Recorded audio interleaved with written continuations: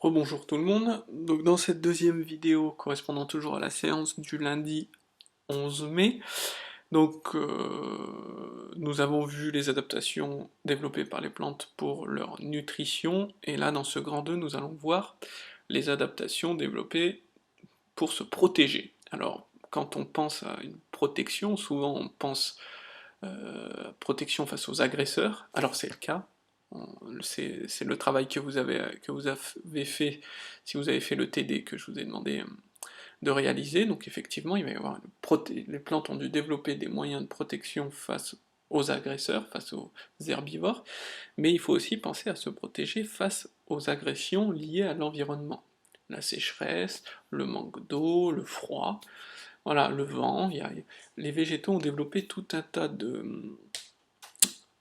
d'adaptations qui leur permettent justement de lutter contre les aléas liés à l'environnement sans pouvoir s'abriter, changer de place, avoir des migrations par exemple pour aller dans les zones plus chaudes ou plus froides en fonction de sa température idéale de vie. Voilà, tout ça chez les végétaux ce n'est pas possible. Alors là, le grand A, j'ai pas prévu de t'aider là-dessus, donc simplement de la leçon. Quelques exemples de mécanismes de protection contre les agressions liées à l'environnement physique et chimique. Si vous regardez ce document, il vous montre, c'est un document classique, c'est un très grand classique, donc si certains vont à l'oral, il est possible que, si vous êtes interrogé sur cette partie, que vous tombiez sur ce document. Ce document vous montre le pourcentage d'ouverture des stomates d'une plante en fonction de l'intensité de soleillement en rouge, et donc, par conséquent, l'incorporation du CO2 dans la matière organique. Donc si vous incorporez du CO2 dans la matière organique, ça veut dire que vous réalisez la photosynthèse. Donc il est normal de trouver une corrélation entre l'ouverture des stomates en bleu, qui va permettre l'entrée du CO2 minéral sous forme gazeuse, et la production de matière organique, puisque la photosynthèse pourra avoir lieu.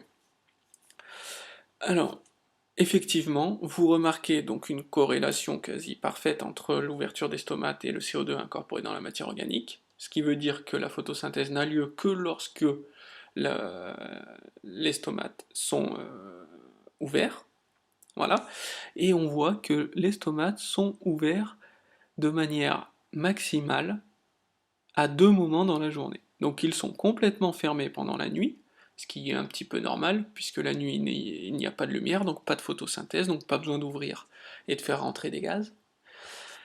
Ils sont maximales le matin, de bonne heure, et en soirée, donc là où les températures sont les plus fraîches, et on voit qu'elles se ferment au moment où l'ensoleillement est maximal.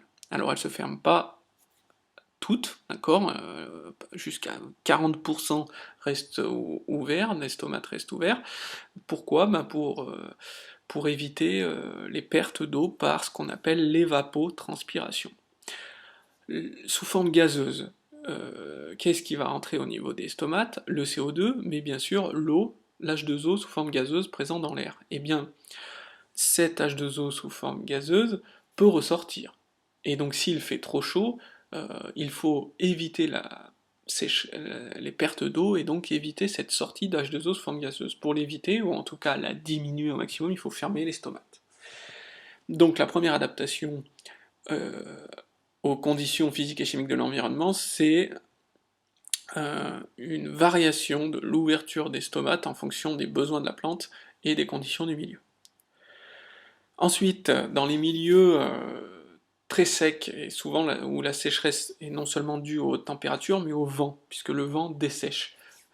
Vous ferez l'expérience de tirer la langue lorsqu'il y a du vent, vous verrez que votre langue sèche.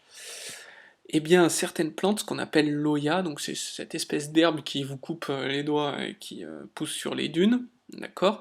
Eh ben, on remarque que l'oya, lorsqu'il y a du vent et lorsque les températures sont très élevées, la feuille va s'enrouler sur elle-même et fermer totalement les tissus qui sont à l'intérieur. Pourquoi? Parce qu'à l'extérieur, vous avez une couche de cuticule, donc c'est une couche très solide et imperméable. Donc la seule partie de la feuille qui sera en contact avec l'air chaud et le vent sera une couche imperméable. Du coup, pas d'évapotranspiration. Les stomates se trouvent à l'intérieur, d'accord? Donc ils sont protégés du soleil, de la haute température et du vent. Ils sont au fond de petits trous qu'on appelle des cryptes, et avant d'accéder à ces cryptes, il y a des poils. Donc les poils, c'est une adaptation à la sécheresse, puisque ça va briser le vent, et ces stomates étant au fond de trous qu'on appelle des cryptes, voilà, ils vont être à l'abri du vent et des hautes températures. Donc quand la feuille est ouverte, les stomates sont déjà protégés par les poils et le fait d'être au fond de cryptes, et quand vraiment les températures sont très élevées, la feuille se referme, les stomates sont à l'abri de de ces conditions extrêmes, et en plus, la partie qui sera en contact avec l'air, c'est de la cuticule, donc imperméable, dépourvue de stomates, hein, il n'y a pas de stomates sur l'extérieur, et imperméable, et, euh, et qui permet de se protéger de la chaleur. Donc voilà, là vous avez deux adaptations à la sécheresse. Il y a une troisième que vous devez connaître également, donc tout ce que j'ai raconté est écrit ici, hein, donc je ne le relis pas. Adaptation au froid, hein, ici vous voyez que l'hiver les arbres, les feuillus perdent leurs feuilles, et les feuilles de l'année d'après sont protégées au sein des bourgeons.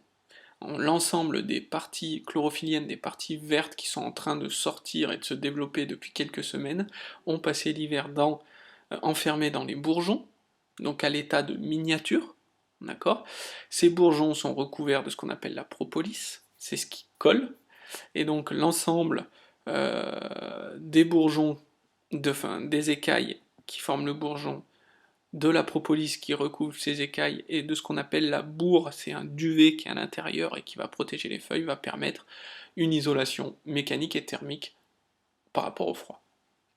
Donc voilà des exemples, 3 exemples à connaître sur la protection face aux agressions liées à l'environnement. Bien évidemment, il faut aussi se protéger contre les autres êtres vivants, notamment les herbivores pour tout ce qui est plantes. Donc pour cela, vous aviez un TD à faire. Donc sur ce TD, je vous avais donné une vidéo à regarder et un document à étudier. Et on s'intéresse notamment aux acacias et aux techniques, aux stratégies qu'ils ont développées pour résister aux herbivores. Donc la stratégie qui a été développée, on vous l'explique dans le texte et dans la vidéo ici, c'est le développement de tanins. Ils vont se mettre à produire des tanins, donc ce sont des molécules, hein, qui vont rendre la feuille très amère. Et du coup, cette feuille très amère n'est pas bonne à la consommation.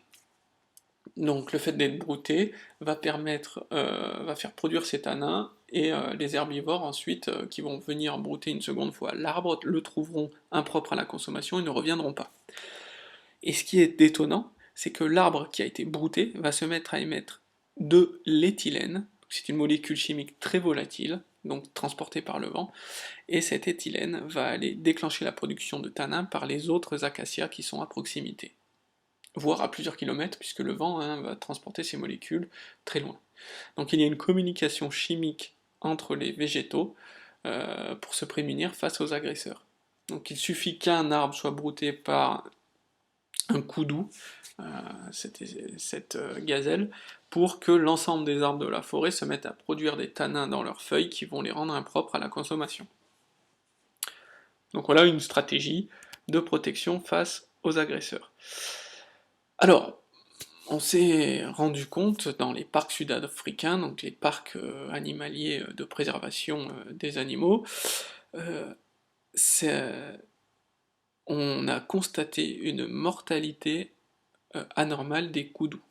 Alors, vous avez 3 graphiques à étudier, donc tout d'abord séparément, et puis après on rassemble les informations.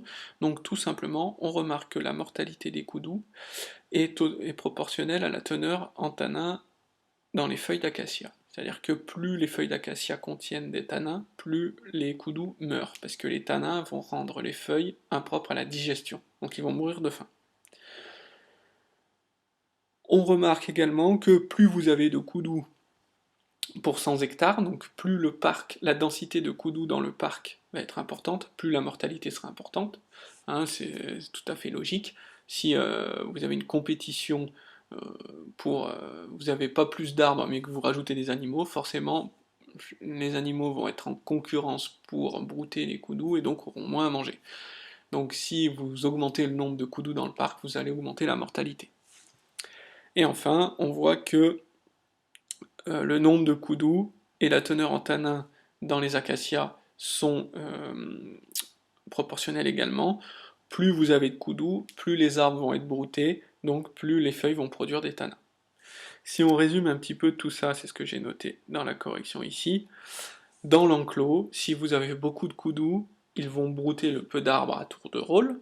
Par conséquent, les feuilles vont produire des tanins, puis de l'éthylène et faire produire des tanins aux arbres qui sont à côté. Ainsi, plus vous aurez d'arbres, ça va faire un auto-emballement. Plus vous avez de coudous, plus les arbres seront broutés. Plus les arbres seront broutés, plus les arbres vont produire des tanins, et moins ils seront faciles de les digérer par les coudous. Donc plus les coudous vont mourir. Donc il faut, dans ces parcs, éviter la surpopulation pour éviter la surconsommation de feuilles d'acacia et donc la surproduction de tanins. Donc voilà un premier moyen de lutter contre les agresseurs. Un deuxième moyen a été développé par les acacias et c'était ce document qui vous permettait de répondre à la question. Eh bien on voit que plus les rameaux, les jeunes branches sont broutées, plus elles se mettent à produire des épines de grande taille. Donc pour se protéger, il y avait un mécanisme chimique, la production de tanins, et bien là vous avez un exemple de mécanisme mécanique, de mécanisme physique, une protection mécanique. Donc si on résume ça en une phrase, les végétaux se protègent des autres êtres vivants par des protections chimiques, les tanins, ou mécaniques, les épines. D'ailleurs, j'ai pas noté, mais les acacias vont fabriquer des épines plus nombreuses et plus longues si elles sont broutées par les coudous, et ce qu'on ne sait pas, et c'est fort possible que l'éthylène aussi fasse produire des épines aux arbres qui sont à proximité. Donc voilà des exemples de protection à la fois contre les conditions physiques et chimiques de l'environnement et les agresseurs que vous avez à retenir. Jeudi, dernier TP, enfin deuxième et dernier TP de ce chapitre, il nous reste plus qu'à voir les adaptations à la reproduction qu'ont développé les plantes, comment des êtres vivants qui vivent fixés peuvent se reproduire avec d'autres individus de la même espèce qu'eux. Donc c'est ce que l'on verra jeudi.